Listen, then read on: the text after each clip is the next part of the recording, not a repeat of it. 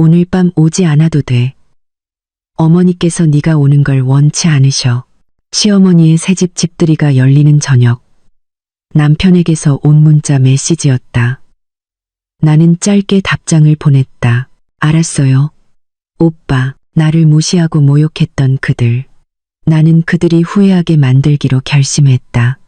나는 모든 결제를 취소하고 모든 자금을 회수했다. 1시간 후 그들에게서 미친 듯이 전화가 오기 시작했다. 강지우는 관자놀이를 천천히 눌렀다.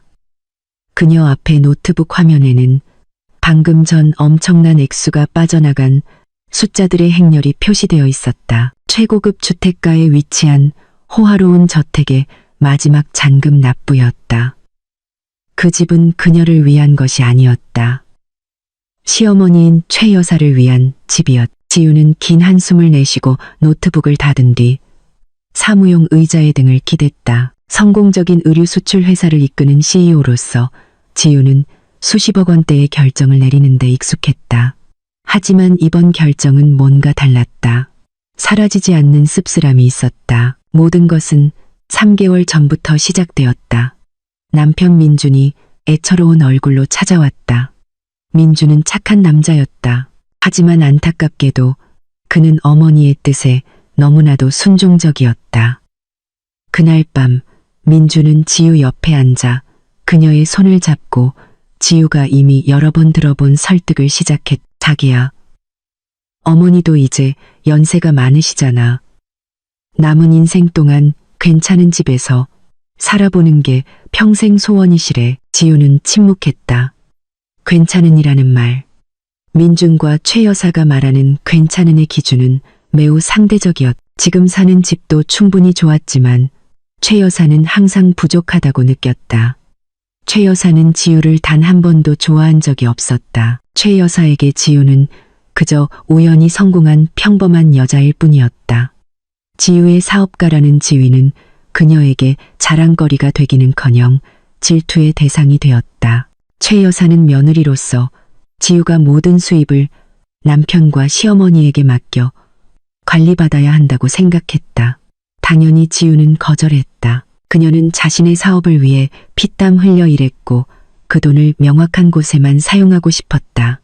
하지만 민주는 그녀의 약점이었다. 어떤 집을 말하는 거예요? 오빠, 지우가 그때 물었. 저기 평창동에 있는 거 있잖아.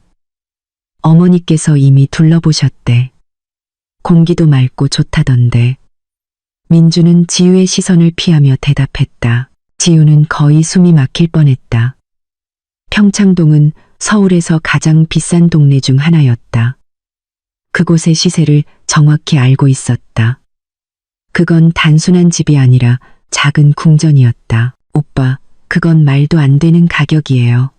우리 지금 사업 확장 중이잖아요.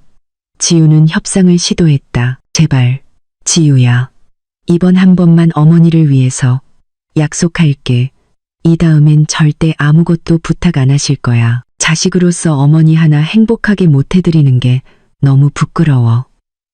민주는 자신의 주무기인 죄책감을 이용하기 시작했다. 그리고 언제나처럼 지우는 마음이 약해졌다. 그녀는 민준을 사랑했고 자신의 희생이 언젠가는 최 여사가 자신을 받아들이게 만들 것이라고 항상 희망했다. 그렇게 그 집의 구매 절차가 시작되었다. 지우가 모든 것을 처리했다. 부동산 중개인과 협상한 것도 그녀였고 자신의 이름으로 주택담보대출 서류를 꾸민 것도 그녀였다. 그리고 개인 저축에서 수십 %에 달하는 계약금을 지불한 것도 그녀였다. 민준과 최 여사는 초기 계약서에 서명할 때 잠시 들러 사진을 찍고 페인트 색깔을 고르는 게 전부였다. 그 과정 내내 지우는 자신이 마치 걸어다니는 지갑처럼 느껴졌다. 만날 때마다 최 여사는 지우의 안부를 묻지 않았다. 질문은 항상 같았다. 집은 어떻게 돼가니? 언제 끝나? 왜 이렇게 오래 걸려? 혹은 지우야.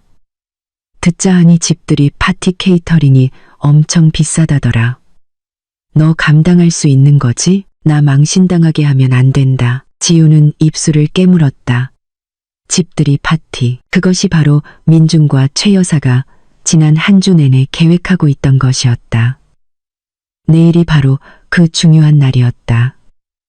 새집을 공식적으로 선보이는 날. 아이러니하게도 그 집값을 완납한 지우는 파티 계획에 전혀 관여하지 못했다.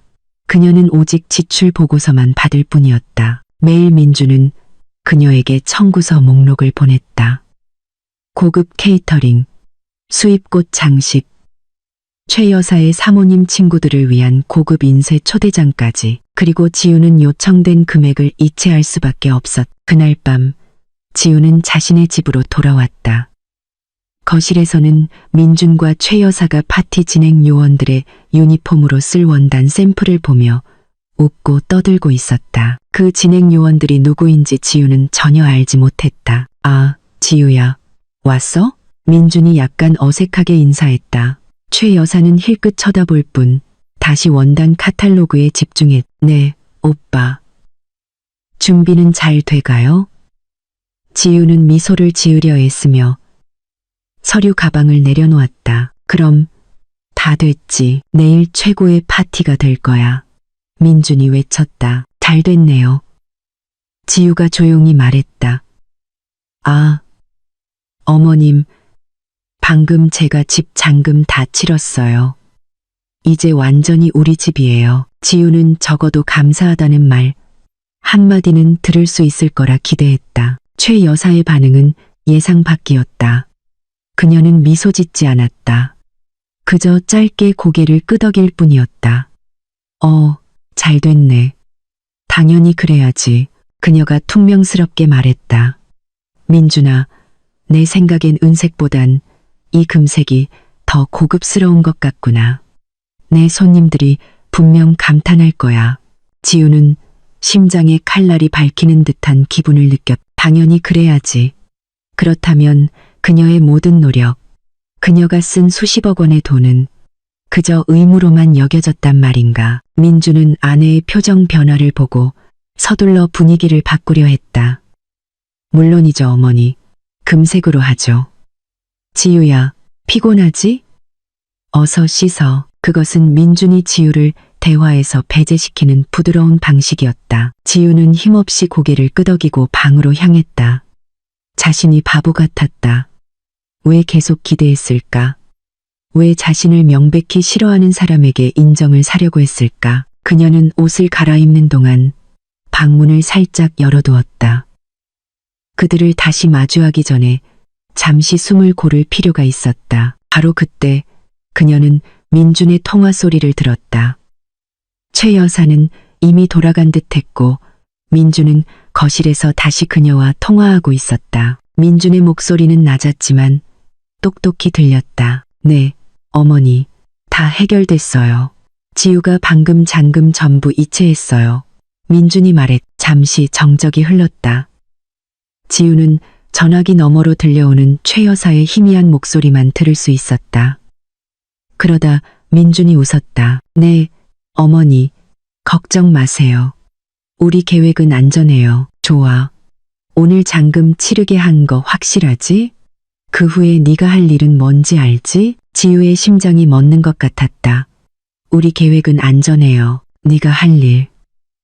이게 다 무슨 소리일까? 그동안 애써 무시했던 불길한 예감이 온 힘을 다해 다시 고개를 들었다. 자신이 잘못 들었을 거라고, 그저 망상일 뿐이라고 스스로를 설득하려 했다. 하지만 민준의 말투, 비밀로 가득 찬 공모자의 어조는 그녀의 온몸에 소름이 돋게 했다. 그녀의 돈이 모두 이체된 직후 그들이 말하는 계획이란 대체 무엇일까? 다음 날은 최 여사의 새집집들이 디데이였다. 파티는 저녁 7시에 시작될 예정이었다. 지우는 복잡한 심경으로 잠에서 깼다. 어젯밤 민준과 최 여사의 전화 통화 내용이 머릿속에서 떠나지 않았다. 네가 할 일은 뭔지 알지? 그 문장이 고장난 테이프처럼 맴돌았다. 아침에 민준에게 물어보려 했지만 남편은 아침 일찍 집을 나섰다. 여보, 나 먼저 가서 어머니 준비하는 거 도와드려야 해. 당신은 회사 일 봐. 신경 쓸 거 없어. 민주는 서둘러 신발을 신으며 말했다. 오빠, 나도 같이 갈게요. 케이터링이라도 확인하는 거 도울 수 있잖아요. 지우가 제안했. 민준의 발걸음이 멈췄다. 그는 알 수 없는 표정으로 돌아섰다. 아니야, 지우야.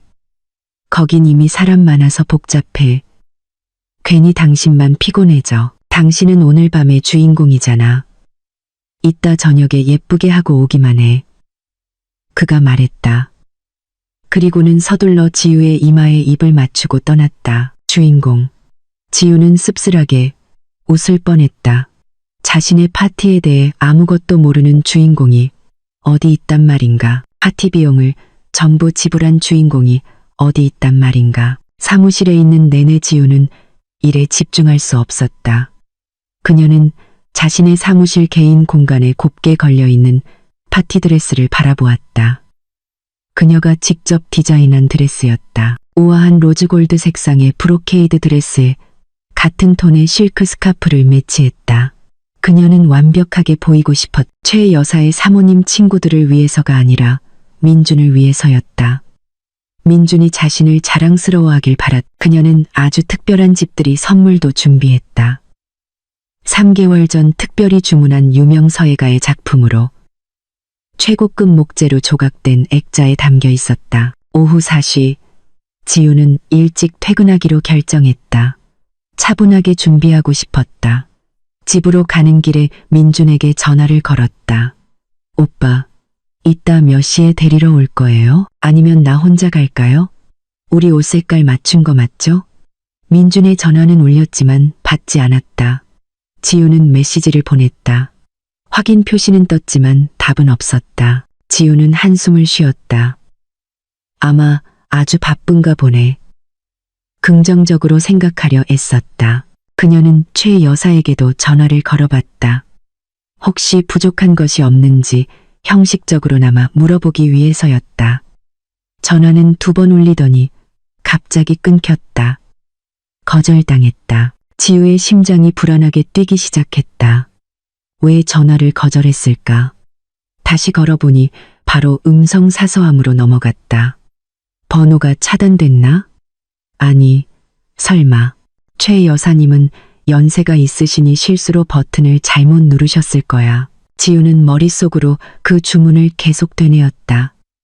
현실을 부정하고 있다는 걸 알면서도 말이다. 저녁 6시 지우는 샤워를 마치고 화장대 앞에 앉았다. 옅은 화장을 했다. 손이 약간 떨렸다. 불길한 예감은 점점 더 강해졌다. 다시 민준에게 전화를 걸었. 이번에는 바로 음성 사서함으로 넘어갔다. 최 여사처럼 무언가 아주 잘못되고 있었다. 지우는 가만히 있었다. 거울 속 자신의 모습을 바라보았다. 거울 속 여자는 아름답고 성공했지만 처량해 보였. 자신을 원하지 않는 사람들의 관심을 구걸하고 있었다. 자신의 전화를 받지도 않는 사람들의 호화로운 삶을 위해 돈을 대고 있었다. 어젯밤 민준의 말이 다시 떠올랐. 그 후에 네가 할 일은 뭔지 알지? 이것이 그의 임무였을까? 돈을 다 받은 후에 지우를 제거하는 것. 집이 완납된 후에 등골이 서늘해졌다. 아니야. 그럴 리 없어. 민준은 날 사랑해. 적어도 예전엔 그랬어. 저녁 6시 30분. 파티는 이미 시작되었을 시간이었다. 지우는 여전히 방에 앉아 있었다. 아름다운 파티 드레스는 여전히 걸려 있었고 값비싼 선물은 곱게 포장된 채였다. 세상에서 가장 어리석은 사람이 된 기분이었다. 자신이 돈을 낸 파티를 위해 준비하고 화장까지 마쳤지만 자신이 초대받았는지조차 확신할 수 없었다. 그녀는 심호흡을 했다. 이 불확실성을 끝내야 했다. 확실한 답을 얻어야 했다. 휴대폰을 들고 메시지 앱을 열었다. 더 이상 전화는 하지 않을 것이다. 민준이 솔직해질 수밖에 없는 메시지를 보낼 것이다. 마음은 산산조각 났지만 잘 관리된 그녀의 손가락은 흔들림 없이 타자를 쳤다. 오빠, 저 준비 다 됐어요. 지금 출발할게요. 그녀는 민준에게 메시지를 보냈다. 즉시 회색 확인 표시 2개가 나타났다. 지우는 깜빡임 없이 휴대폰 화면을 응시했다. 그 표시가 파란색으로 바뀌기를 답장을 기다렸다. 1분이 지났다. 5분이 지났다. 손에 쥔 휴대폰이 무겁게 느껴졌다. 다음에 올 답장이 무엇이든 그녀의 삶을 영원히 바꿔놓을 것임을 알았다. 그녀는 숨을 참았다.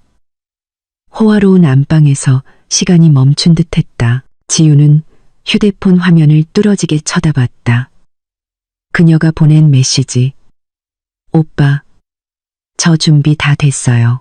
지금 출발할게요. 는 방의 조명 아래 너무나 순진하고 애처롭게 보였다. 회색 확인 표시 2개는 마치 조롱처럼 느껴졌다. 민주는 분명히 읽었을 것이다. 그의 손에 휴대폰이 있을 것이다. 하지만 그는 답장하지 않기로 선택했다. 몇 분이 흘렀고 지유의 기다림은 초조함에서 차가운 불안감으로 거실의 벽시계 소리가 들렸다. 그 소리는 마치 망치가 천천히 내리쳐지는 소리 같았다. 정확히 6시 45분 그녀의 손에 있던 휴대폰이 격렬하게 울렸다. 지유의 심장이 목구멍까지 뛰어올랐다. 떨리는 손가락으로 화면을 열었. 남편에게서 온 새 메시지였다. 단 한 문장이었다. 그녀의 모든 두려움, 헛된 희생, 그리고 그동안 받아온 모든 굴욕을 요약하는 한 문장. 오늘 밤 오지 않아도 돼. 어머니께서 네가 오는 걸 원치 않으셔. 지유는 그 문장을 1번, 2번, 3번 읽었다. 단어들이 머릿속에 들어오지 않는 것 같았다. 이해할 수 없는 외국어처럼 낯설었. 휴대폰이 서서히 그녀의 손아귀에서 미끄러져 실크 잠옷으로 덮인 무릎 위로 떨어졌다. 그녀는 여전히 화장대 앞에 앉아 있었다. 거울 속에는 완벽한 화장을 한 아름다운 여성이 텅 빈 눈으로 비치고 있었다.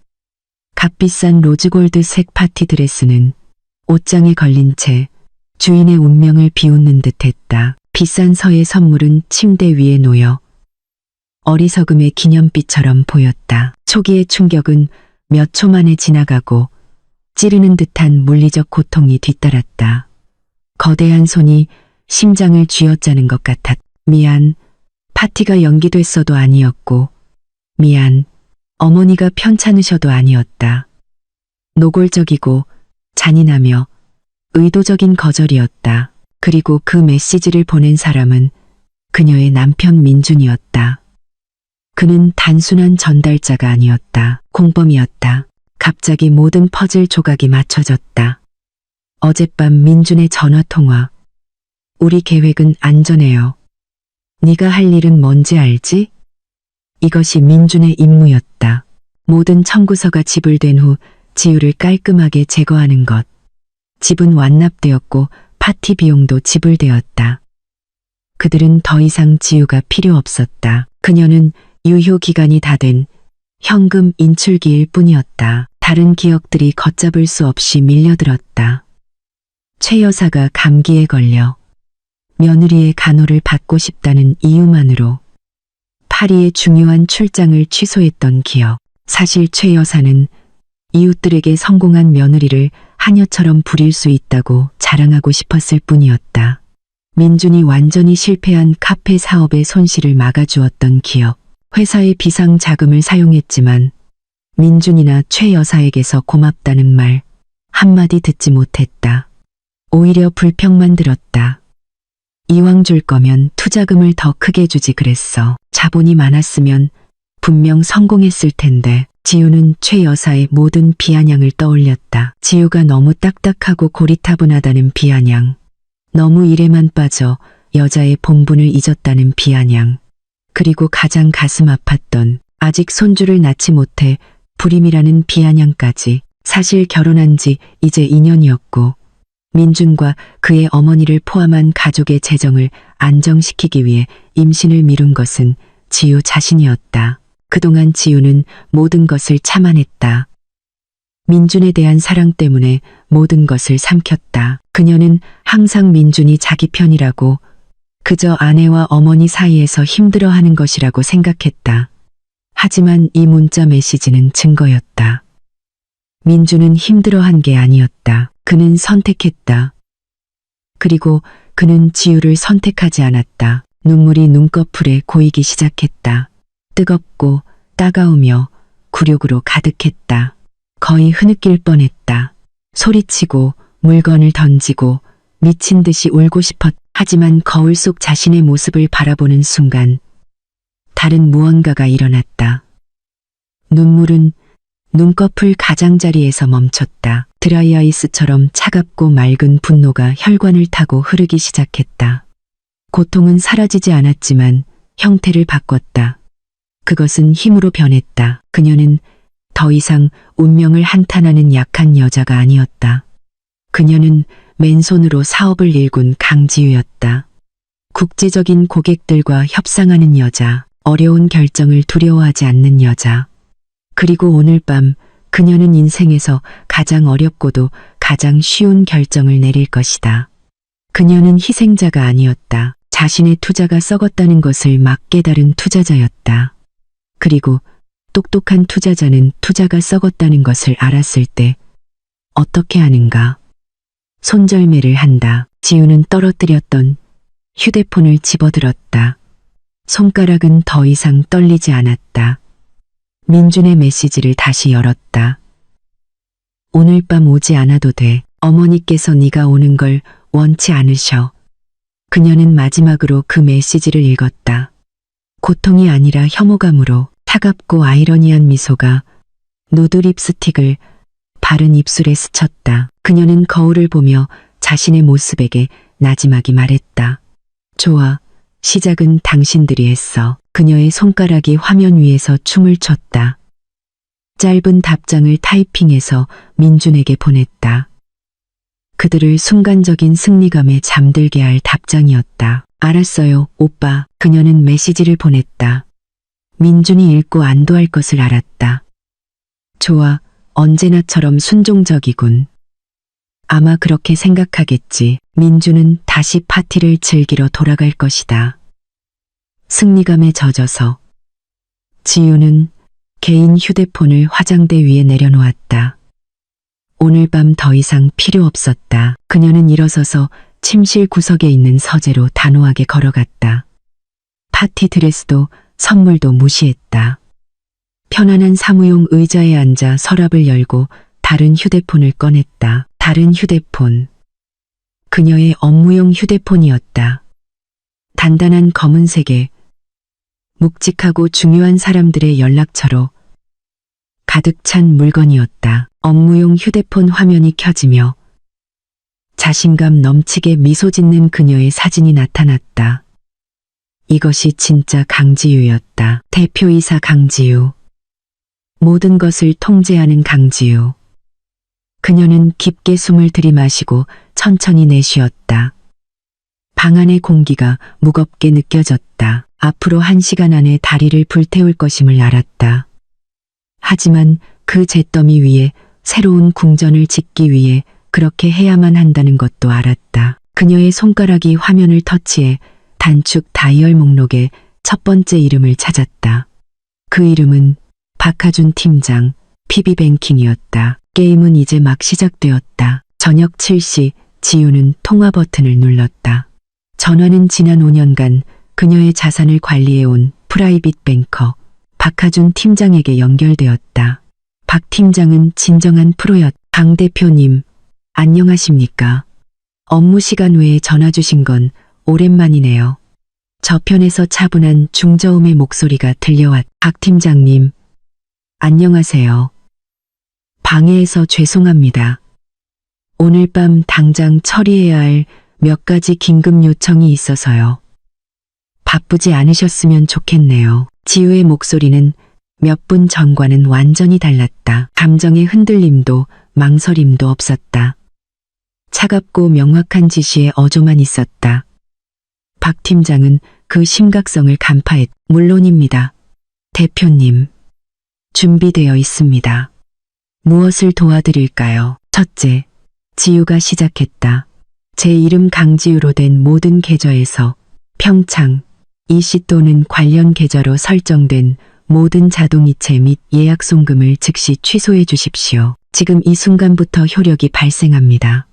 관리비, 공과금, 그 어떤 것이든 포함해서요. 알겠습니다. 대표님. 평창 이씨 관련 모든 자동이체 취소 처리하겠습니다. 박 팀장이 컴퓨터에 무언가를 입력하는 소리가 들렸다.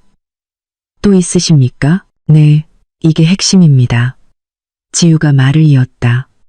오늘 오후에 제가 이체한 마지막 잔금 20억 원에 대해서입니다. 자금이 이미 시행사 계좌로 들어간 것은 압니다만 그 주택의 매매 계약서가 누구 명의로 되어 있는지 상태를 알고 싶습니다. 박 팀장은 자료를 확인했다.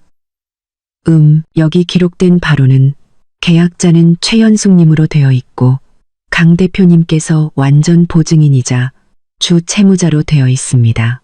모든 자금은 대표님 계좌에서 나왔습니다. 완벽하군요. 지우가 나직이 말했다. 박 팀장님, 즉시 은행 법무팀에 연락해 주십시오. 그 거래를 동결하고 싶습니다. 제 자금을 회수하고 싶어요. 이유를 찾으세요. 어떤 이유든 사용하세요. 사기, 강박 또는 부당한 영향력이 있었다고 하세요. 상관없습니다. 저는 그 집의 소유권 이전 절차에 문제가 생기길 바랍니다. 박 팀장에게서 작은 한숨소리가 들렸다. 대표님, 그건 매우 복잡합니다. 자금은 이미 넘어갔고 완납된 계약을 취소하는 것은 복잡한 거 압니다. 지우가 날카롭게 말을 잘랐다. 쉬운 일을 처리해달라고 팀장님께 월급 드리는 거 아닙니다. 저는 VIP 고객이고 오늘 밤 저의 최우선 과제는 그 거래에 법적 문제를 만드는 겁니다. 저는 소유권 이전에 관련된 어떤 서류에도 서명하지 않을 겁니다. 그 집을 은행 분쟁 상태로 만드세요. 아시겠습니까? 알겠습니다. 대표님, 지금 바로 법무팀에 보고하겠습니다. 제가 할 수 있는 모든 조치를 취하겠습니다. 이제 박 팀장의 목소리는 매우 진지해졌다. 좋습니다. 세 번째, 이건 가장 쉽습니다. 제 주계정에 연결된 모든 가족 카드, 박민준 씨와 최연숙님 명의로 된 것들 말입니다. 전부 영구 정지시켜 주십시오. 일시 정지가 아닙니다. 영구 정지요. 10분 전부터 효력이 발생한 걸로요. 그건 바로 처리 가능합니다. 대표님, 박민주님과 최연숙님에 대한 영구 정지 완료되었습니다. 박 팀장이 말했다. 더 필요하신 건 없으십니까? 현재로서는 충분합니다. 1시간 내로 모든 요청에 대한 확인서를 이메일로 보내주세요. 지우가 말하고 전화를 끊었. 그녀는 멈추지 않았다. 손은 즉시 다음 연락처를 찾았다. 평창 이씨의 마케팅 담당인 김 부장이었다. 지우는 그와 몇 번 만난 적이 있었다. 여보세요. 김 부장님, 안녕하십니까? 저 A 12호 구매자 강지우입니다. 지우의 목소리는 이제 약간 공황 상태에 빠진 듯 하지만 여전히 통제된 톤으로 바뀌었다. 아, 강 대표님. 안녕하십니까? 무슨 일이십니까? 파티는 잘 진행되고 있습니까? 김 부장이 반갑게 인사했다. 파티요. 지우가 작게 마른 웃음을 터뜨렸다. 부장님, 아주 큰 문제가 생겨서 전화드렸습니다. 제가 이 12호의 보증인이자 전액 지불자입니다. 맞죠? 네, 물론입니다. 대표님. 100% 대표님 자금입니다. 좋습니다. 제가 방금 제 남편과 시어머니에게 사기를 당했다는 정보를 입수했습니다.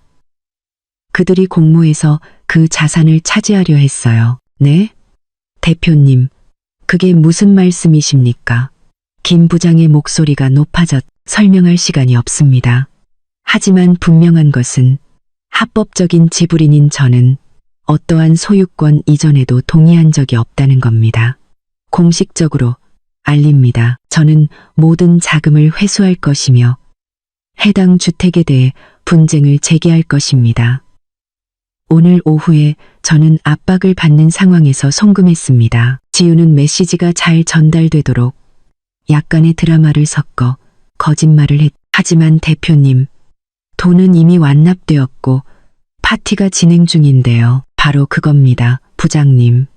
지금 당장 팀을 그곳으로 보내세요. 파티를 중단시키고 그 집을 봉쇄하세요. 그 집은 현재 분쟁 상태입니다. 저는 어떤 서류에도 서명하지 않을 겁니다. 만약 시행사 측에서 최연숙 씨에게 열쇠를 넘겨준다면 저는 평창 이 씨를 사기 공모 혐의로 고소할 겁니다. 지우가 위협했다. 네, 대표님, 진정하십시오. 지금 즉시 저희 보안팀과 법무팀을 현장으로 보내겠습니다. 해당 주택의 상태를 동결하겠습니다. 김 부장은 완전히 패닉에 빠진 듯했다. 수십억 원대 구매자의 소송은 그의 악몽이었다. 좋습니다. 연락 기다리겠습니다. 지우는 전화를 끊었다. 2개의 방아쇠가 당겨졌다. 은행과 시행사. 이제 3번째였다. 그녀는 자기 회사 운영팀장에게 전화했다. 안 부장, 저녁에 미안해요. 박민준 이사에 대한 임원 복지 회수 서류 준비해줘요. 흰색 카니발, 번호 123가 4567. 그거 회사 명에 맞죠? 네, 대표님. 대표님 남편분께 제공된 차량입니다. 안 부장이 의아해하며 답했다. 아니, 더 이상은 아니야. 내일 아침부로 그 차량 회수 조치해요. 오전 9시에 차가 어디에 있든 사람 보내서 가져오고 그 사람 명의의 급여 계좌도 동결해요. 그는 더 이상 우리 회사 직원이 아니에요. 지우가 말했다. 민주는 지우의 회사에서 마케팅 이사라는 번듯한 직함을 가지고 있었지만 그건 단지 선물일 뿐이었. 그의 업무 성과는 제로에 가까웠. 알겠습니다, 대표님. 즉시 시행하겠습니다. 지우는 업무용 휴대폰을 내려놓았다. 끝났다. 3통의 전화. 총 45분. 45분 만에 그녀는 민중과 최 여사가 막 즐기려던 호화로운 삶의 기반을 무너뜨렸. 그녀는 일어서서 서재를 나섰다. 잠옷을 벗었다. 욕실로 걸어가 욕조에 뜨거운 물을 받았다. 라벤더 향 입욕제를 풀었다. 휴식이 필요했. 그녀가 따뜻한 물에 몸을 담그고 있을 때 정확히 저녁 8시 10분 화장대 위에 놓여있던 개인 휴대폰이 비명을 지르기 시작했다. 화면이 밝게 빛났다. 남편 발신. 전화는 길게 울리다 끊겼다. 1초 후 다시 켜졌다. 어머님 발신. 끊겼다. 남편 발신. 남편 발신. 남편 발신. 휴대폰은 유리 테이블 위에서 격렬하게 진동하며 방 안에 윙윙거리는 소리를 냈다. 전화는 끊임없이 공황 상태로 분노에 가득 차서 왔다. 지우는 눈을 감고 욕조 가장자리에 머리를 기댔다. 옅은 미소를 지었다. 그녀는 그 휴대폰을 건드리지 않았다. 그들이 패닉에 빠지도록 내버려 두었. 이건 시작에 불과했다. 그녀는 라벤더 향을 깊이 들이마셨다. 오늘 밤 그녀는 편안히 잠들 수 있을 것이다. 저녁 8시 최 여사의 새 집에서는 파티가 절정에 달해 있었다. 집은 빛으로 가득했다. 새로 설치된 값비싼 크리스털 샹들리에가 반짝이며 수입 대리석 바닥에 빛을 반사했다. 백합과 흰 장미 장식이 모든 구석을 채우며 은은한 향기를 퍼뜨렸. 클래식 연주곡이 조용히 흐르며 손님들의 가벼운 웃음소리와 샴페인 잔물론 형식상 노알코올이었다. 이 부딪히는 소리의 배경이 되어주었다. 최 여사는 그날 밤의 주인공이었다.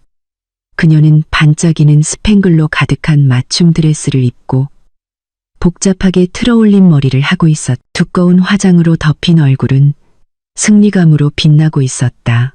그녀는 자신이 사모님 모임이라고 부르는 사교계 친구들 한가운데 서 있었다. 모두가 그녀를 칭찬했다. 최 사모님, 이게 집이에요. 궁전이에요? 정말 대단해요. 팔찌를 가득 찬 한 여성이 외쳤다. 어머, 별 말씀을. 최 여사는 새 다이아몬드 반지를 과시하려는 듯 손을 내저으며 겸손한 척 대답했다. 이게 다 우리 민준이 덕분이죠. 엄마를 어떻게 기쁘게 해줘야 하는지 아주 잘 아는 아이라니까요. 민준이가 정말 효자네요. 그리고 지우 씨 같은 아내를 얻어서 정말 운이 좋고요. 사업이 그렇게 크다면서요? 다른 사람이 거들었다. 지우의 이름을 듣자 최 여사의 얼굴이 순간 굳었지만 그녀는 재빨리 억지스러운 미소로 표정을 바꾸었다. 아, 지우. 네, 걔는 열심히 일하죠. 열심히 일하는 것이 다소 부끄러운 일이라는 뉘앙스를 풍기며 말했다. 하지만 물론 민준이가 다 이끌어주는 거죠. 민준이가 없었으면 지우는 아무것도 아니었을 거예요. 우리 민준이가 머리가 좋거든요. 근처에 서 있던 민준은 자랑스럽게 미소 지었다. 왕이 된 기분이었다. 그는 해냈다. 어머니의 가장 큰 꿈을 이루어 주었다. 자신이 성공한 아들임을 증명했. 그는 손목시계를 힐끗 보았다. 지우에게 마지막 문자 메시지를 보낸 지 거의 1시간이 다 되어갔다. 아내, 알았어요라는 답장은 그를 매우 안심시켰. 지우는 언제나처럼 순종적이었다. 이제 그는 방해 없이 이 파티를 즐길 수 있었다. 그는 모든 것을 성공적으로 통제했다고 느꼈. 버릇없는 어머니와 부유한 아내 모두를. 바로 그때 박 실장이라는 이름의 케이터링 매니저가 약간 굳은 미소를 지으며 태블릿을 들고 그에게 다가왔다. 박 이사님, 안녕하십니까. 파티를 방해해서 죄송합니다. 계약에 따라 케이터링 잔금 50%는 오늘 밤 행사 중에 결제해 주시기로 되어 있습니다. 아, 물론이죠. 민준이 여유롭게 말했다. 예상했던 일이었다. 그는 지갑에서 플래티넘 신용카드를 꺼냈다. 지우가 준 무제한 한도의 가족카드였. 이걸로 하세요. 박 실장은 카드를 받아 휴대용 단말기에 긁었다. 몇 초 후 그는 미간을 찌푸렸다. 죄송합니다, 이사님. 거절되었습니다. 민준의 미소가 약간 흔들렸다. 네. 거절이라고요? 그럴 리가요. 다시 해보세요. 통신 상태가 안 좋은가 보죠. 박 실장이 다시 시도했다. 여전히 거절됩니다. 이사님, 거래 거절이라고 뜹니다. 주변에서 조용한 수군거림이 들리기 시작했다. 우연히 근처에 있던 몇몇 손님들이 그 장면을 보았고 민준의 얼굴이 달아오르기 시작했다. 다른 카드 있습니다. 그가 약간 초조하게 말했다. 그는 매우 고급스러워 보이는 블랙 메탈 카드를 꺼냈다. 이것 또한 지우의 가족 카드였다. 그는 그것을 박 실장에게 건넸. 이건 분명히 될 겁니다. 박 실장이 카드를 긁었다. 결과는 같았다. 이것도 거절됩니다. 박 이사님. 사용 정지된 카드라고 나옵니다. 차단됐습니다. 민주는 거의 소리 지를 뻔했다. 차단됐다는 게 무슨 말입니까? 그럴 리가 없어요. 그는 패닉에 빠지기 시작했다. 창피함이 온몸으로 퍼져나갔. 손님들의 시선이 자신에게 쏠리는 것을 느낄 수 있었다. 죄송합니다만 박 실장의 목소리는 이제 더 단호하고 차가워졌다. 그의 친절한 미소는 사라졌다. 청구액은 총 3천만 원입니다. 저희 회사 규정은 엄격합니다. 결제가 완료되지 않으면 저희는 서비스를 중단해야 합니다. 서비스를 중단하다니요? 파티가 진행 중이잖아요. 민준이 쏘아붙였다. 저희는 음료 제공을 중단하고 주방장들은 메인 요리 준비를 멈출 겁니다. 그리고 30분 내로 해결되지 않으면 뷔페를 철수하기 시작하겠습니다. 미쳤어요. 민주는 정말로 공황 상태에 빠졌다. 최 여사는 소란을 눈치채고 다가왔다. 민준아, 무슨 일이니? 왜 박 실장님이 화가 나 보이지? 최 여사의 목소리는 여전히 거만했다. 신용카드에 문제가 생겼습니다. 사모님, 박 실장이 더 이상 존중심을 보이지 않고 바로 말했다. 케이터링 비용이 아직 지불되지 않았습니다. 최 여사의 눈이 휘둥그레졌다. 뭐라고? 민준아, 왜 아직 결제가 안 된 거니? 내 아내는 어디 있어? 왜 걔가 이걸 처리하지 않은 거야? 바로 그 순간 두 번째 혼돈이 닥쳐왔다. 클래식 연주가 갑자기 멈췄다. 모든 손님들이 현관 쪽을 돌아보았다. 그곳에는 검은 정장을 입은 세 남자가 서 있었다. 그들은 손님이 아니었다. 그들의 얼굴은 굳어있고 심각했다. 가운데에 선 가장 지위가 높아 보이는 사람은 민준도 얼굴을 아는 평창 이 씨의 김 부장이었다. 신사숙녀 여러분, 안녕하십니까? 파티를 방해해서 죄송합니다. 김 부장의 목소리는 갑자기 조용해진 공간에서 크고 명확하게 울려 퍼졌다. 저는 평창 이 씨의 김기태 부장입니다. 저는 최연숙님과 박민준님을 찾으러 왔습니다. 모든 시선이 이제 민준과 최 여사에게로 향했다. 두 사람은 마치 무대 조명을 받는 것 같았. 무슨 일이십니까? 부장님. 민준이 물었다. 목소리가 떨렸다. 매우 심각한 행정상의 문제가 발생했습니다. 김 부장이 다가오며 말했다. 그는 더 이상 파티 예절을 신경 쓰지 않았. 저희는 방금 은행과 저희 법무팀으로부터 통보를 받았습니다. 이 주택의 주 지불인이자 완전 보증인인 강지우님께서 이 거래에 대한 동의를 철회하셨습니다. 뭐라고요? 최 여사가 소리쳤다. 동의를 철회하다니 그게 무슨 소리예요? 이 집은 완납됐어요. 내 아들 아내가 다 지불했다고요. 그게 문제입니다. 사모님. 김 부장의 목소리는 차가웠다. 그분께서 완납하셨고 그분께서 소송을 제기하셨습니다. 강지우님께서는 사기 및 강박의 정황이 있다고 주장하고 계십니다. 합법적인 지불인으로서 당신에게 열쇠를 양도하는 것에 동의한 적이 없다고 하셨습니다. 오늘 오후에 이체된 자금은 그분의 요청에 따라 은행 측에서 동결했습니다. 법적으로 이 집은 현재 분쟁 상태입니다. 정적. 너무나 조용해서 한 손님의 잔에서 얼음이 녹는 소리가 들릴 정도였다. 분쟁. 최 여사의 얼굴이 시체처럼 창백해졌다. 저희는 어떻게 해야 하죠? 한 손님이 침묵을 깨고 물었다. 이 파티는 끝났습니다. 김 부장이 단호하게 말했다. 법적 안전을 위해 모든 손님들께서는 즉시 이 장소를 떠나주시길 요청드립니다. 이 집은 법적 명확성이 확보될 때까지 저희가 임시로 봉쇄하겠습니다. 혼란이 폭발했다. 손님들, 그 사모님들은 두 번 말할 필요도 없었다. 그들은 서둘러 떠나며 수군거렸다. 몇몇은 노골적으로 비웃기도 했다. 최고의 파티는 순식간에 지옥으로 변했다. 이럴 순 없어. 민준이 소리쳤다. 그는 휴대폰을 꺼냈다. 지유에게 전화해야 했다. 떨리는 손으로 아내의 번호를 눌렀다. 전화가 울렸다. 받지 않았. 다시 걸었다. 받지 않았다. 받아, 지우야. 받으라고. 민준은 절망적으로 소리쳤. 최 여사는 패닉에 빠진 민준을 보고 자신의 휴대폰을 꺼냈다. 내가 전화할게. 걔는 분명 나를 무서워할 거야. 최 여사가 전화를 걸었다. 거절당했다. 다시 걸었다. 음성 사서함으로 넘어갔다. 또다시 걸었다. 조용한 욕실에서 라벤더 향기 속에서 지우는 화장대 위에서 격렬하게 진동하는 휴대폰 화면을 보았다. 남편 발신, 어머님 발신, 남편 발신, 남편 발신.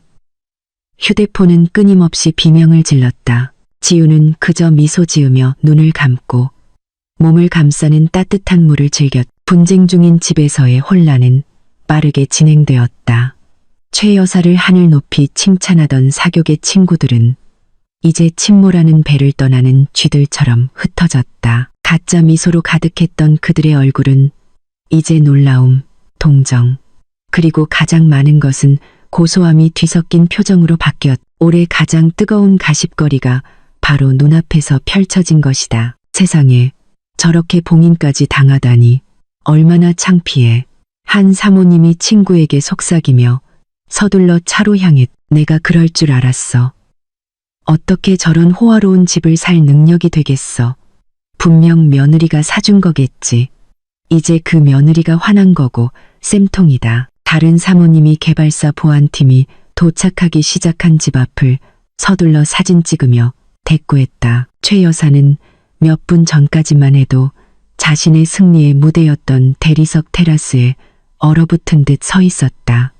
그녀는 심하게 떨고 있었지만 추워서가 아니었다. 분노와 감당할 수 없는 수치심 때문이었다. 그녀의 화려한 드레스는 이제 광대 의상처럼 느껴졌다. 얼굴의 두꺼운 화장은 식은땀에 번져내리기 시작했다. 민준아, 왜 걔가 전화를 안 받니? 최 여사가 히스테릭하게 소리쳤다. 그녀는 민준을 부릅뜬 눈으로 쳐다보았다. 이게 다 너 때문이야. 왜 그런 문자를 보냈어? 왜 걔를 오지 말라고 한 거야? 휴대폰 통화 버튼을 반복해서 누르던 민준은 얼어붙었다. 개발사 팀과 남은 케이터링 직원들 앞에서 어머니가 한 고백은 치명적인 실수였다. 평창 이씨의 김 부장이 눈썹을 치켜 올렸다. 아, 그러니 집을 당사자를 자신의 행사에 오지 못하도록 의도적으로 막았다는 거군요. 이건 강 대표님의 주장을 더욱 뒷받침하네요. 당신이 상관할 바 아니에요. 최 여사가 소리쳤다. 그녀는 다시 민준에게로 돌아섰다. 계속 전화해. 여기로 오라고 해. 이 모든 게 오해라고 이 사람들한테 말하라고 해. 빨리. 계속하고 있어요. 어머니, 안 받아요. 민준이 대답했다. 그도 창피했지만 공황 상태가 더 컸다. 어떻게 해야 할지 몰랐다. 모자가 싸우는 동안 케이터링 매니저 박 실장은 자신의 팀에게 신호를 보냈다. 정리해. 그의 명령은 짧았다. 방금 전까지 음식을 날렵하게 서빙하던 웨이터들은 이제 더 날렵하게 움직였다. 그들은 더러운 접시를 거칠게 쌓기 시작했다. 양고기 스테이크, 대하구이, 연어구이 등 손도 대지 않은 뷔페 음식들은 바로 뚜껑이 덮여 트롤리로 밀려나갔다. 그들이 설치했던 모든 꽃 장식을 뽑아냈다. 바텐더들은 커피 머신을 해체하고 모든 시럽병을 회수했다. 그들은 마치 전문 강도단처럼 빠르고 효율적으로 일했다. 이봐요, 지금 뭐 하는 거예요? 최 여사가 소리쳤다. 그 음식을 가져갈 순 없어요. 그건 이미 결제되지 않았습니다. 사모님. 박 실장이 냉소적으로 대꾸했다. 결제가 거절되었으니 계약에 따라 저희 소유인 모든 것을 회수합니다. 채무 불이행 시 손대지 않은 음식을 포함한 모든 물품은 저희에게 귀속됩니다. 몇몇 웨이터들은 심지어 식탁보까지 걷어가 앙상한 나무 테이블만 덩그러니 남았다. 호화로웠던 파티는 이제 막 약탈당한 현장처럼 보였다. 최 여사의 수치심은 극에 달했다. 자신의 화려함이 남은 흔적들이 눈앞에서 벗겨지는 것을 지켜봐야만 했다. 케이터링이 떠난 후 이제 개발사 팀의 차례였다. 김 부장은 노란색의 커다란 스티커로를 꺼냈다. 박 이사님, 최 사모님, 매우 유감스럽지만 두 분 모두 이 부동산을 떠나주시길 요청드립니다. 뭐라고요? 우리를 쫓아내는 거예요? 여긴 우리 집이에요. 최 여사가 울부짖었다. 더 이상은 아닙니다. 사모님, 이 분쟁 상태가 해결될 때까지 이곳은 은행이 압류한 개발사 소유의 부동산입니다. 중요한 개인 물품이 있다면 챙기십시오. 5분 드리겠습니다. 김 부장을 동행한 거구의 보안 요원이 말했. 5분. 민준과 최 여사는 그곳에 아무런 물건도 없었다. 산산조각 난 자존심 외에는 그들 둘은 가장 비싼 파티복을 입은 채 비틀거리며 테라스 계단을 내려왔다. 그들 뒤로 보안팀이 웅장한 목재문에 커다란 노란 스티커를 붙였다. 법적 분쟁으로 인한 출입 금지. 그리고 보안요원이 정문에 추가 자물쇠를 채웠다. 최 여사와 민주는 이제 꿈의 집 대문 밖길가에 서 있었다. 화려한 정원 조명은 여전히 켜져 있었고 아이러니하게도 창백하고 패배한 그들의 얼굴을 비추고 있었다. 마지막 손님들의 차들이 쌩쌩 지나갔다. 탑승객들은 귀찮다는 듯 인사조차 하지 않았다. 이건 꿈이야. 민준아. 꿈이지? 최 여사가 속삭였다. 다리에 힘이 풀려 그녀는 먼지 쌓인 보도블록에 주저앉았. 비싼 옷이 더러워졌다. 민주는 대답하지 않았다. 그는 여전히 휴대폰을 쳐다보고 있었다. 수십 통의 부재중 전화, 수십 개의 회색 확인 표시만 남은 메시지. 그는 공황 상태로 계속해서 새 메시지를 입력했다. 지유야, 전화 받아. 지유야, 당장 대답해. 어머니 너 때문에 쓰러지시겠다. 카드 막은 거 무슨 뜻이야? 너 미쳤어? 너 나랑 어머니 망신 줬어. 대답하라고 했잖아. 연이은 메시지는 답장 없이 전송되었다. 민주는 휴대폰을 길에 던져버리고 싶었다. 그는 절망했고 분노했고 두려웠다. 자신의 아파트에서 지우는 마침내 욕실에서 나왔다. 편안한 면 잠옷을 입고 있었다. 머리는 수건으로 감싸여 있었다. 여전히 진동하는 개인 휴대폰을 집어들었다. 민준에게서 온 분노와 공황의 메시지들을 보았다. 그녀는 그 모든 메시지를 차분한 표정으로 읽었다. 그리고 그녀의 우아한 손가락이 답장을 입력했다. 그녀는 민준의 질문 공세에 답하지 않았다. 단 한 문장만 입력했다. 간단하고 직설적이며 그들의 오만함의 심장을 정확히 꿰뚫는 문장이었다. 무슨 일 있어요? 오빠? 어머님께서 제가 오는 걸 원치 않으신다면서요? 메시지가 전송되었다.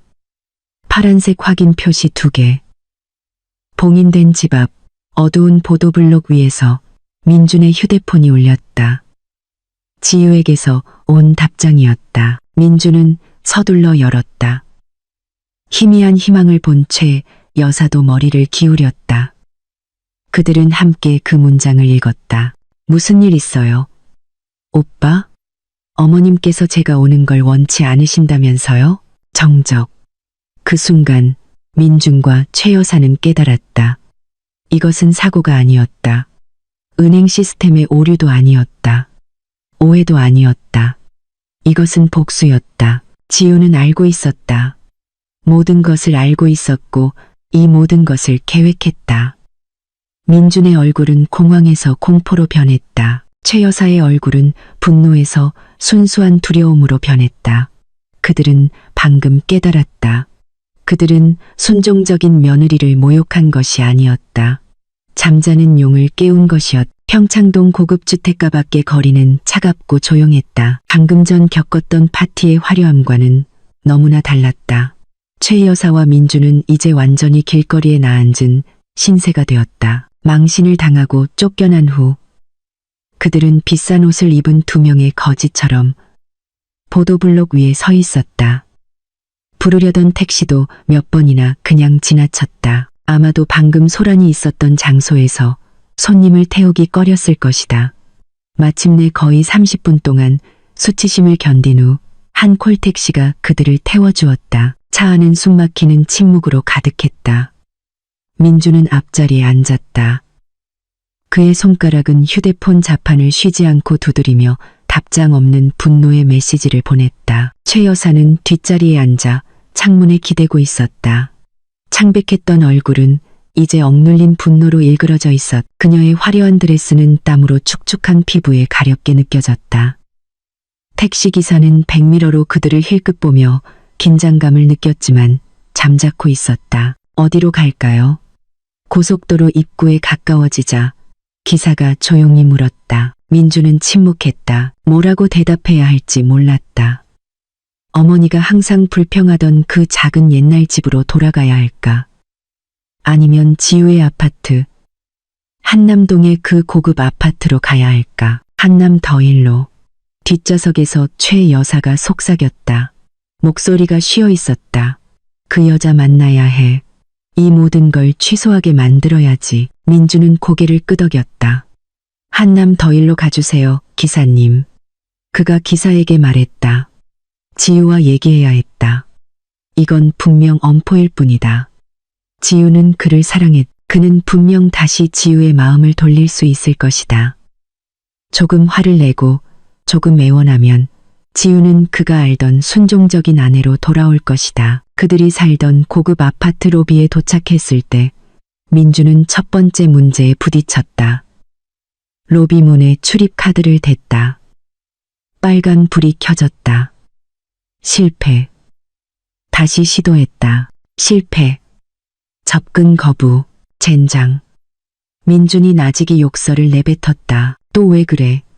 최 여사가 소리쳤다. 출입 카드가 안 먹혀. 민준이 으르렁거렸다. 박민준 씨. 로비 보안 요원 한 명이 그들에게 다가왔다. 죄송합니다만 소유주분의 요청에 따라 카드 사용이 정지되었습니다. 소유주? 내가 남편이야. 민주는 감정이 폭발하기 시작했다. 죄송합니다. 규칙은 규칙입니다. 강지우님 댁에 먼저 연락해서 두 분의 출입 허가를 받아야 합니다. 보안 요원이 단호하지만 정중하게 말했다. 최 여사의 얼굴이 새빨개졌다. 새 집에서 쫓겨나고 이제는 자기 아들 집이라고 생각했던 아파트에 들어가기 위해 손님처럼 허락을 받아야 하다니 이것은 견딜 수 없는 새로운 층위의 굴욕이었다. 보안 요원이 인터콤으로 전화를 걸었다. 안녕하십니까, 강지우님. 보안실입니다. 박민준님과 최연숙님께서 로비에 와 계십니다. 올려보내도 되겠습니까? 잠시 정적이 흘렀다. 민주는 숨을 참았다. 만약 지우가 로비에서 그들을 거절한다면 그들의 인생은 끝장이었다. 인터콤에서 지우의 차분한 목소리가 들려왔. 올려보내세요. 기다리고 있을게요. 민주는 약간 안도했다. 들었지? 날 기다린대. 그가 보안 요원에게 말하고 어머니의 팔을 끌어 엘리베이터로 향했다. 엘리베이터는 너무나 느리게 움직이는 것 같았다. 민주는 구겨진 셔츠를 바로잡았다. 최 여사는 비뚤어진 머리를 고쳤다. 그들은 전쟁을 준비하고 있었다. 띵. 엘리베이터 문이 펜트하우스 층에서 열렸다. 민주는 노크할 필요가 없었다. 집 문이 살짝 열려 있는 것을 보았다. 그는 문을 거칠게 밀었다. 지우야, 이게 다 무슨 짓이야? 그가 안으로 들어서며 소리쳤다. 아파트 안의 광경은 그를 아연실색하게 만들었다. 지우는 울고 있지 않았다. 당황하지도 두려워하지도 않았다. 그녀는 거실 소파에 편안하게 앉아 있었다. 편안면 잠옷 차림에 젖은 머리는 수건으로 감싸여 있었다. 그녀 앞 커피 테이블에는 김이 모락모락 나는 생강차 한 잔이 놓여 있었다. 그녀는 마치 집에서 스파를 즐긴 것처럼 차분하고 상쾌해 보였. 지저분하고 지치고 분노로 가득 찬 민준과 최 여사와는 극명한 대조를 이루었. 앉아요. 지우가 조용히 말했다. 목소리는 연못의 물처럼 잔잔했다. 앉으라고. 최 여사가 앞으로 나서며 소리쳤다. 우리를 그렇게 망신시켜 놓고 앉으라고. 네가 무슨 짓을 했는지 알아? 이 천벌 받을 며느리야. 지우야, 네가 무슨 게임을 하는지는 모르겠지만 이건 너무 심했어. 민준이 끼어들었다. 목소리는 분노와 두려움 사이에서 떨렸다. 넌 모든 사람들 앞에서 나랑 어머니를 망신 줬어.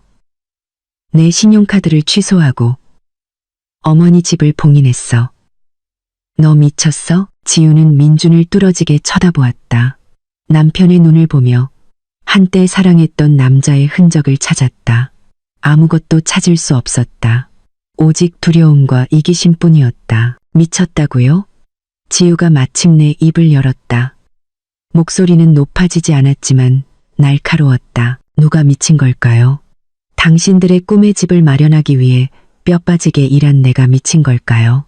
아니면 내 돈을 즐기면서 뒤에서 나를 모욕한 당신들이 미친 걸까요? 민주는 침묵했다. 내가 당신들을 망신줬다고요.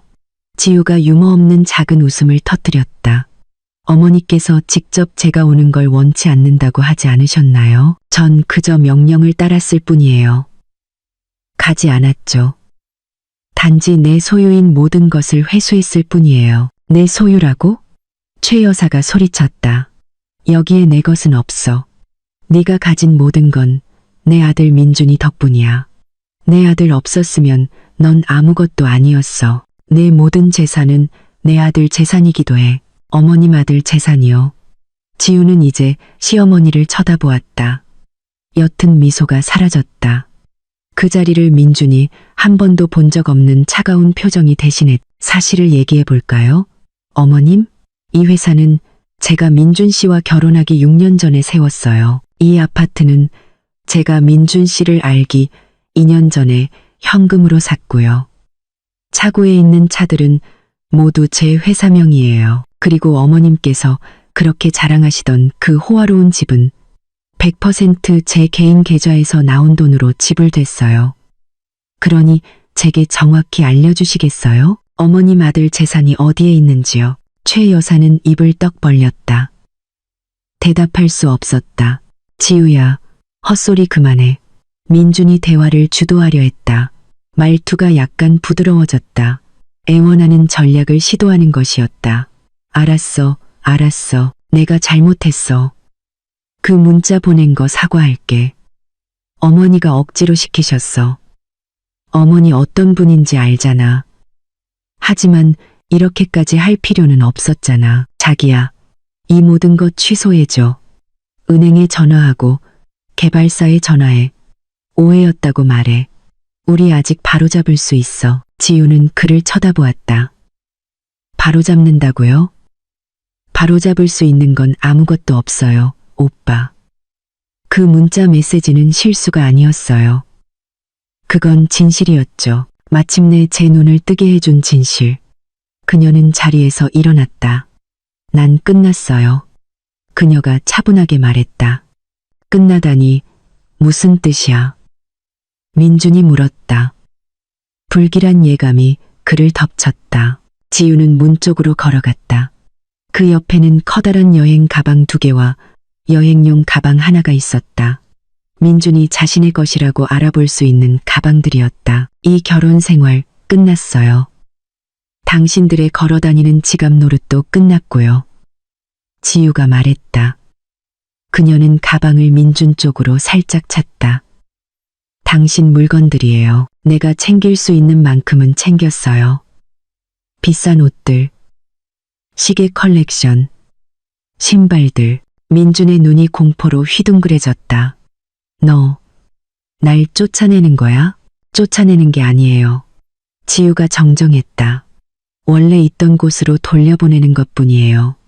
여긴 내 아파트예요. 내 피땀으로 산 곳이고 더 이상 나를 모욕하고 자기 어머니와 공모해서 나를 속인 사람과 같은 공기를 마시고 싶지 않아요. 사기꾼? 말 조심해. 지우야. 최 여사가 소리쳤다. 제 돈은 즐기면서 제가 돈 낸 파티에는 오지 말라고 하셨죠. 그게 사기가 아니면 뭔가요? 지우가 날카롭게 받아쳤다. 이제 2분 다 나가주세요. 지우야, 이러지 마. 민주는 정말로 두려웠다. 이제 그는 지우의 손을 잡으려 했다. 지우는 마치 불에 닿은 듯 손을 뺐다. 날 만지지 마. 처음으로 목소리가 높아졌다. 당신 차는 회수 조치했고 내일 아침 9시에 가져갈 거예요. 신용카드는 이미 막혔고 내일 아침이면 내 변호사가 이혼 소장을 보낼 거예요. 안 돼. 안 돼. 민주는 믿을 수 없다는 듯 고개를 저었다. 아, 그리고 한 가지 더. 지우가 냉소적으로 미소 지었다. 새 집에서 편히 사세요. 어느 집이더라? 아, 아직 봉인된 그 집이요. 그녀는 아파트 문을 활짝 열어 출구를 가리켰다. 나가세요. 그녀가 명령했. 최 여사는 충격으로 얼어붙은 민준을 보고 앞으로 나서 지우를 밀치려 했다. 내 아들한테 이럴 순 없어. 지우는 놀라운 힘으로 최 여사의 손을 붙잡았다. 평소 부드러워 보이던 그녀에게서 나온 힘이었다. 다시는 제 집에서 제게 손대려 하지 마세요. 어머님, 지우가 으르렁거렸다. 그녀의 눈이 불타올랐다. 지금 당장 나가시지 않으면 보안팀을 불러서 끌어내게 할 겁니다. 지우의 눈빛을 본 최 여사는 겁을 먹었다. 한 걸음 물러섰다.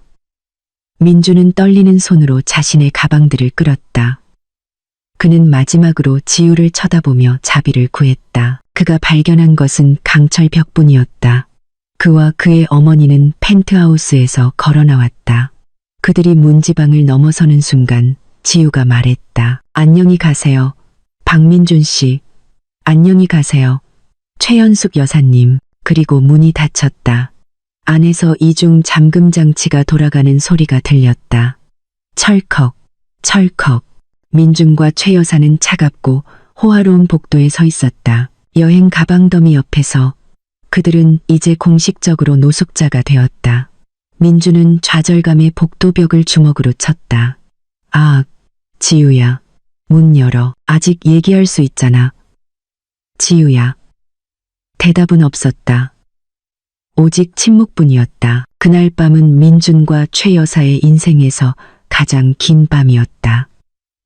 그들은 갈 곳이 없었다. 도시 외곽에 있는 최 여사의 낡은 집.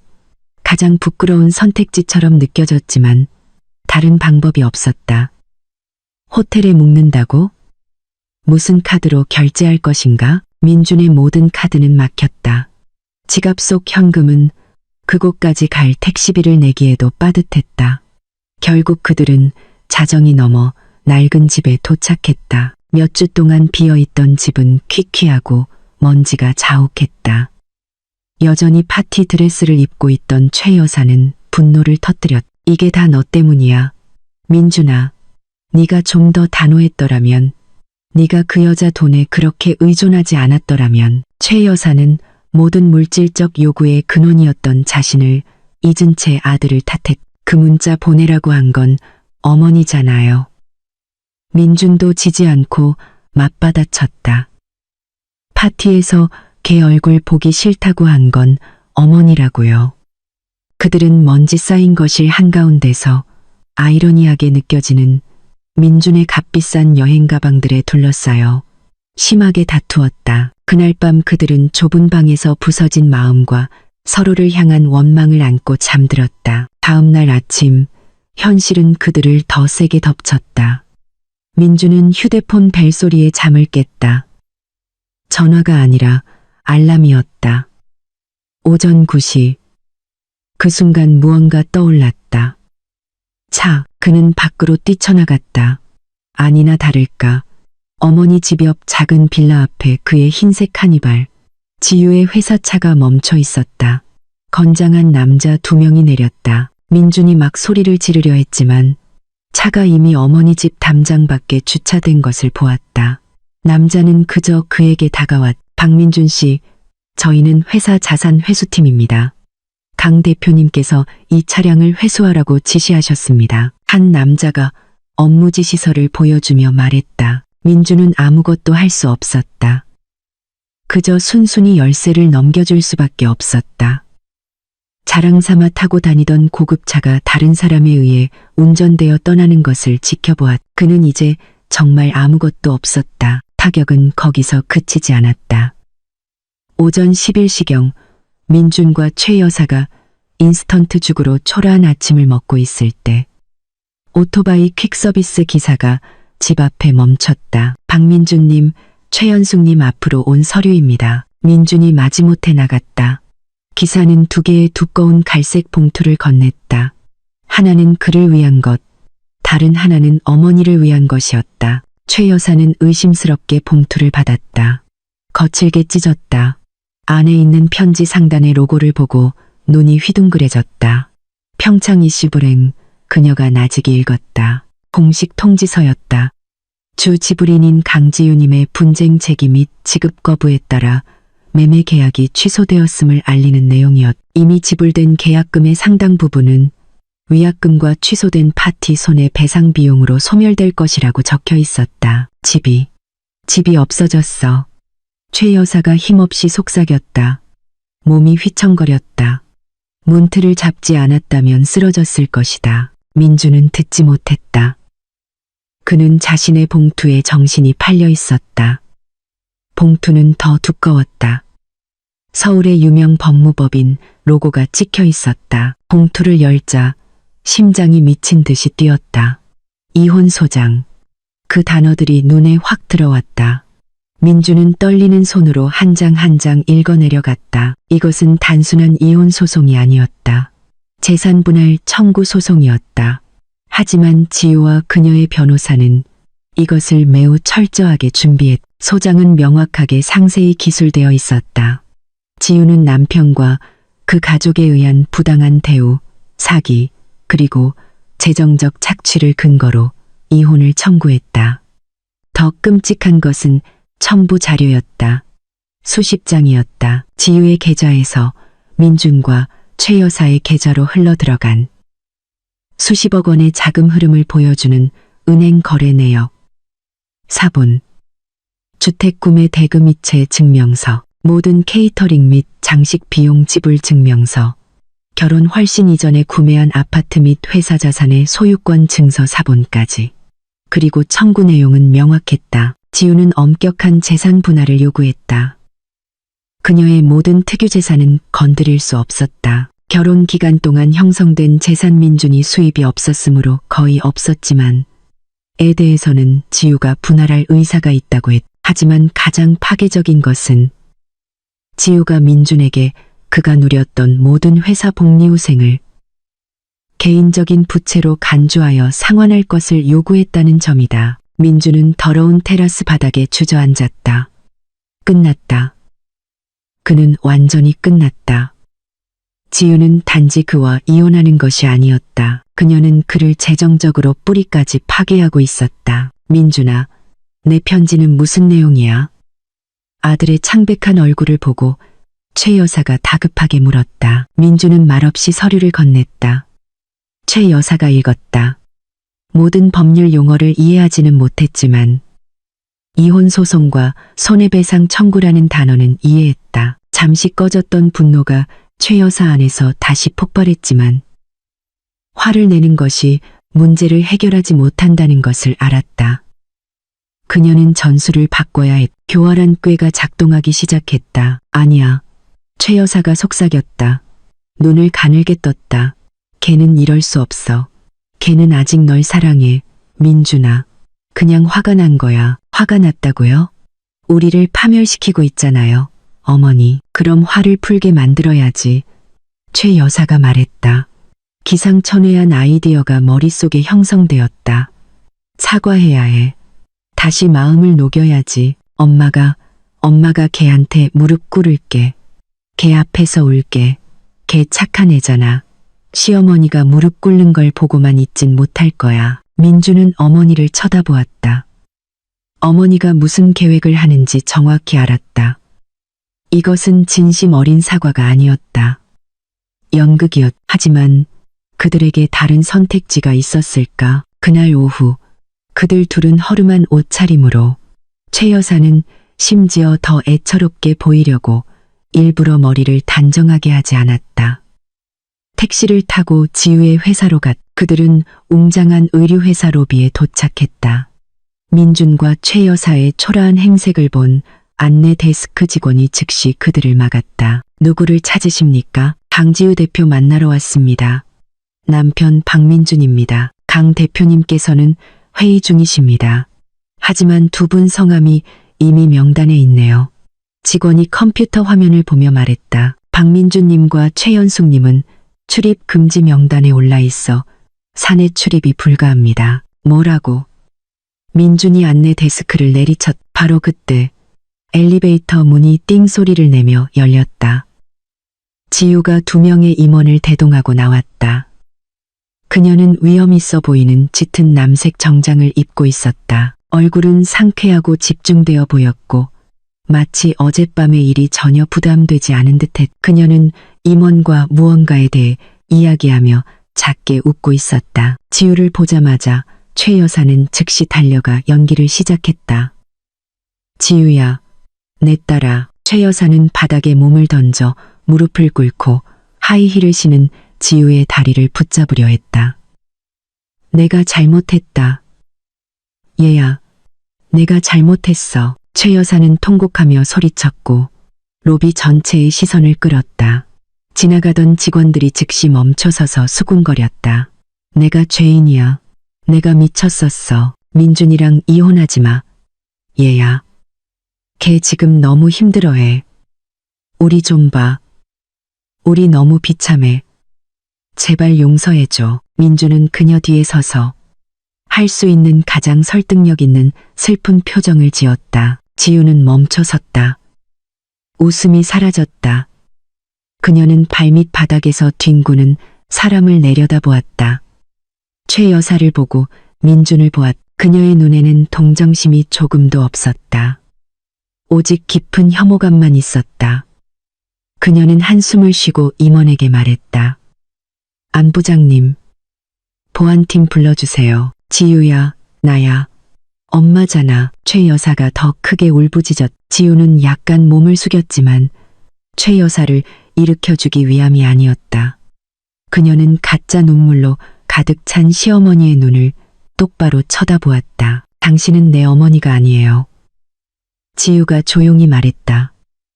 하지만 그녀의 목소리는 조용한 로비에서 똑똑히 들렸다. 우리 엄마는 제게 자존심과 정직함에 대해 가르치셨어요. 당신은 그저 내 돈을 원했을 뿐이죠. 지우는 똑바로 서서 말했다. 이 싸구려 연극은 이제 끝났어요. 2명의 보안 요원이 재빠르게 다가왔다. 무슨 일이십니까? 대표님, 이 2분을 건물 밖으로 내보내주세요. 지우의 목소리는 다시 평범하고 전문적으로 돌아왔다. 다시는 제 회사 건물에 발을 들여놓지 못하게 확실히 해주세요. 영원히요. 알겠습니다. 대표님. 보안 요원들이 최 여사와 민준의 팔을 잡았다. 안 돼. 지우야. 너 천벌 받을 거야. 이 불효막심한 며느리야. 갑자기 최 여사의 울음이 그치고 얼굴은 끔찍한 분노의 가면으로 변했다. 그녀의 연극은 순식간에 탄로 났다. 그녀는 발버둥 치며 욕설을 퍼부었. 민주는 끌려나가면서 순순히 따를 수밖에 없었다. 그는 자신을 돌아보지도 않는 지우를 쳐다보았. 지우는 단지 옷매무새를 가다듬고 돌아서서 다시 엘리베이터로 향하며 아무 일도 없었다는 듯이 임원과 대화를 이어갔다. 최 여사가 로비 유리문을 통해 끌려나가면서 그녀는 마지막으로 비명을 질렀다. 넌 후회하게 될 거야. 강지우. 넌 늙어서 외톨이가 될 거라고. 유리문이 닫히며 그녀의 목소리를 막았다. 엘리베이터 안의 지우는 그저 옅은 미소를 지었다. 그녀는 이미 후회를 넘어섰. 이제 그녀는 자유의 장으로 들어서고 있었다. 그 후 몇 달은 민준과 최 여사에게 지옥 같은 시간이었다. 지유의 회사에서 굴욕적으로 쫓겨난 후 그들은 도시 외곽의 좁은 집으로 돌아갔. 한때 꿈의 집을 위해 거만하게 떠났던 그 집은 이제 답답하고 비참한 감옥처럼 느껴졌다. 실패한 파티, 봉인된 집, 그리고 지유의 회사 로비에서 쫓겨난 최 여사의 굴욕적인 이야기는 불보다 더 빨리 퍼져나갔다. 최 여사의 사교계 친구들, 사모님 모임은 그녀를 멀리했을 뿐만 아니라 모든 모임에서 적극적으로 그녀를 웃음거리로 삼았다. 최사모, 그 분쟁 최사모 말이야. 하하, 듣자 하니 지금 다시 쥐구멍 같은 데서 산다던데. 정말 안 됐어. 그러니까 사람이 교만하면 안 돼. 특히 며느리 돈으로 교만 떠는 건 더더욱. 사회적 인정에 목숨 걸던 최 여사는 완전히 무너졌다.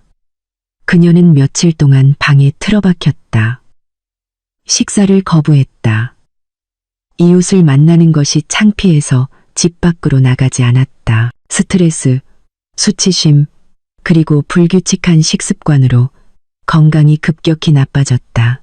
고혈압이 재발했고 당뇨병이 악화되었다. 한때 반짝이는 드레스로 화려하게 치장하던 여인은 이제 삐걱거리는 침대에 누워 낡은 잠옷을 입고 자신의 운명을 한탄할 뿐이었다. 한편 민주는 탈출구를 찾으려 했었다.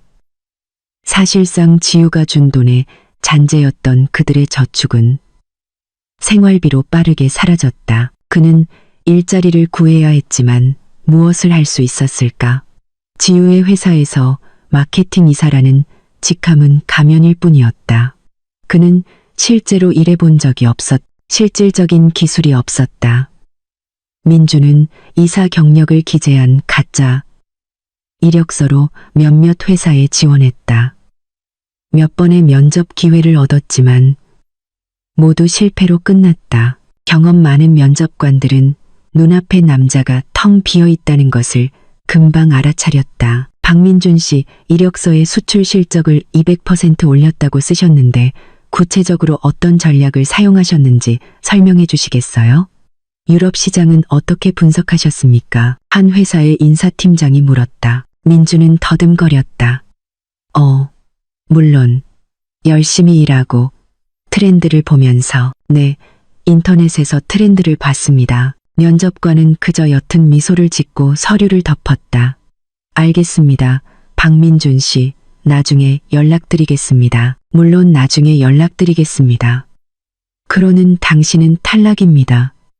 그러네 보편적인 암호였다. 수십 번의 지원이 거절된 후 민주는 절망하기 시작했다. 그는 기준을 낮출 수밖에 없었다. 이사에서 부장으로 거절, 과장으로 거절, 형사원으로 거절.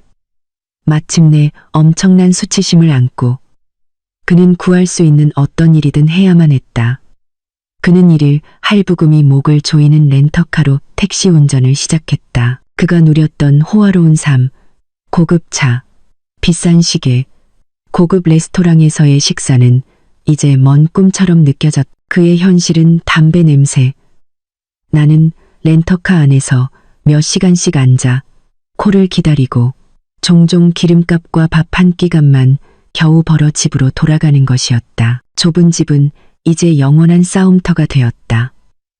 병든 최 여사는 점점 더 까다롭고 화를 잘 냈다. 육체적으로나 정신적으로 지친 민준도 쉽게 감정이 폭발했다. 민준아, 돈은 어딨어? 엄마 약 다 떨어졌어. 넌 도대체 무슨 일을 하는 거야? 네 엄마 약값 하나 못 벌어? 최 여사가 침실에서 소리쳤다. 목소리는 쉬어 있었다. 돈. 어머니는 돈 버는 게 쉬운 줄 아세요? 민준이 렌터카 열쇠를 테이블에 던지며 대꾸했다. 새벽부터 새벽까지 운전해도 이게 다예요. 계란 프라이 얹은 밥이나 먹을 정도라고요. 지우 있을 땐 안 그랬잖아. 그때 넌 효자였어. 지우의 이름을 듣자 민준의 목에 핏대가 섰다. 그만해요, 어머니. 그만. 이 모든 게 누구 때문에 일어났는데요? 어머니 때문이잖아요. 어머니의 허영심 때문에. 어머니가 욕심부리지 않았더라면, 어머니가 지우를 모욕하지 않았더라면 우리가 이렇게 되진 않았을 거라고요. 이제 와서 엄마를 탓해. 남편 노릇도 제대로 못한 게 너야. 내 아내 하나 통제 못한 게 너라고. 멍청한 놈, 민준아, 멍청해. 그 싸움은 그들의 일상이 되었다. 서로를 탓하고 저주했다. 모자간의 사랑은 더 이상 없었다. 남은 것은 증오와 뒤늦은 후회뿐이었다. 그들은 스스로 만든 가난의 덫에 함께 갇혔다. 살아남기 위해 그들은 집에 남은 물건들을 팔기 시작했다. 낡은 가구, 최 여사가 한때 자랑했던 모조 보석들. 모든 것이 헐값에 팔려나갔다. 민준과 지우의 이혼 절차는 신속하게 진행되었다. 지우는 자신의 권리 외에는 아무것도 요구하지 않았다. 그리고 모든 자산이 원래 그녀의 것이었기 때문에 민준은 여행 가방 더미와 지우의 변호사가 현재 청구하고 있는 회사 복리후생 관련 빚더미 외에는 아무것도 없이 결혼 생활을 끝냈다. 어느 날 오후 하루 종일 손님을 태우고 얼마 되지 않는 돈을 번 후 민주는 길가에 렌터카를 세웠다. 그는 지치고 배고팠다. 잠시 생각을 돌리기 위해 소셜미디어를 보려고 휴대폰을 열었다. 바로 그때 유명 가십 계정의 게시물을 보았다. 그 게시물은 인터뷰 영상이었다. 그가 너무나 잘 아는 얼굴이 작은 휴대폰 화면에 나타났다. 지우였다. 지우는 매우 달라 보였다. 더 빛나 보였다. 그녀의 옷차림과 정장은 더욱 우아해 보였다. 그녀는 유명 비즈니스 토크쇼에서 인터뷰를 하고 있었다. 강 대표님, 축하드립니다. 얼마 전 밀라노의 유명 패션 브랜드와 올해 최대 규모의 수출 계약을 체결하셨다고 들었습니다. 진행자가 물었다. 화면 속 지우는 미소 지었다. 차분하고 자신감 넘치는 미소였다. 감사합니다.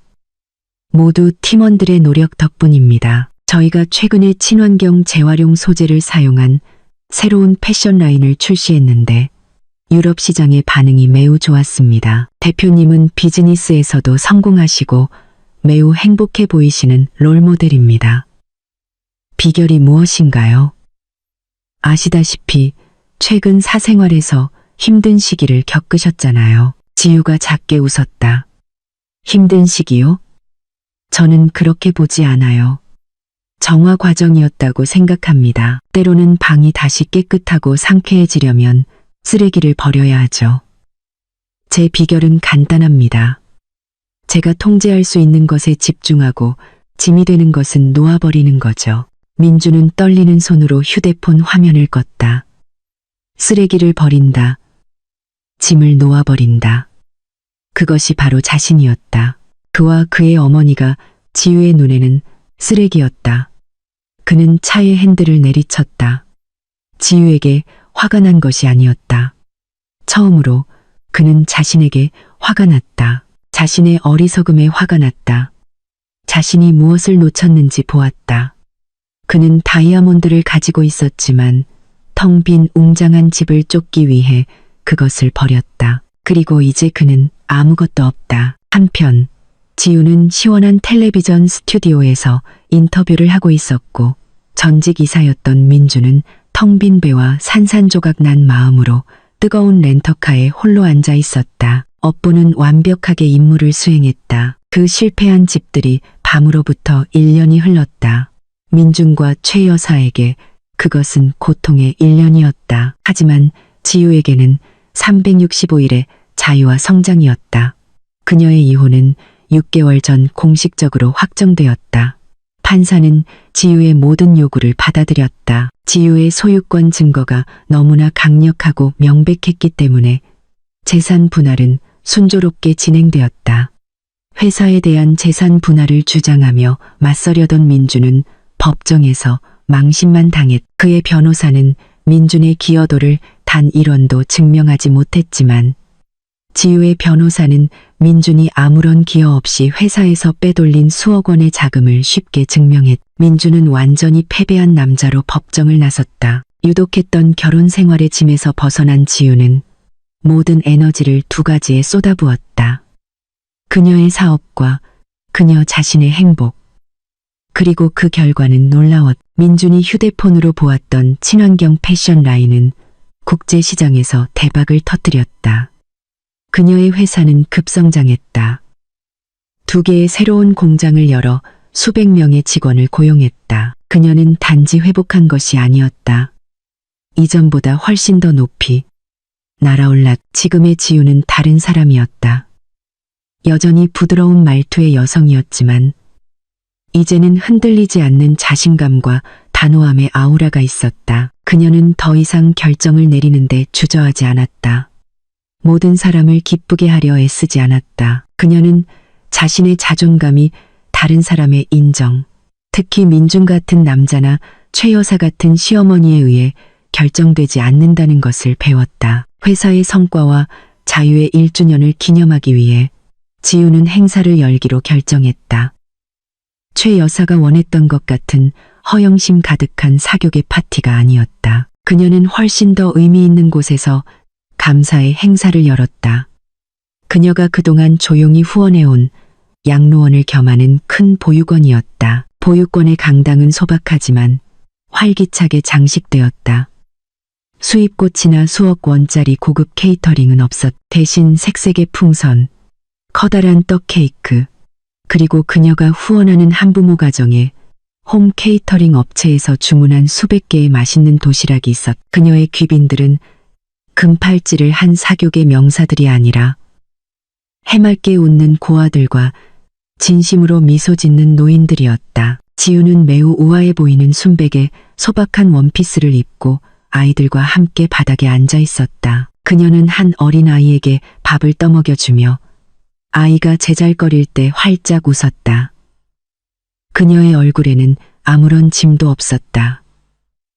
오직 평화만이 있었다. 제가 이 자리에 선 것은 지우가 짧은 인사말을 할 때 말했다.